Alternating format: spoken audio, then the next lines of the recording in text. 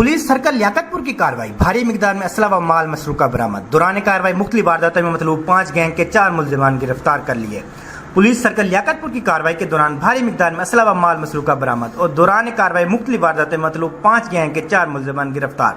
6 लाख मालियत के 11 मोटरसाइकिल और 9 लाख मालियत के जानवर, एक 7 mm राइफल, 4 अदद बोर पिस्टल, एक बंदूक, 2 अदद 12 बोर पिस्टल, भारी मिकदार में गोलियां व कारतूस, 1,20,000 मालियत के सामान, किराना, बैटरी और जेवर बरामद कर लिया।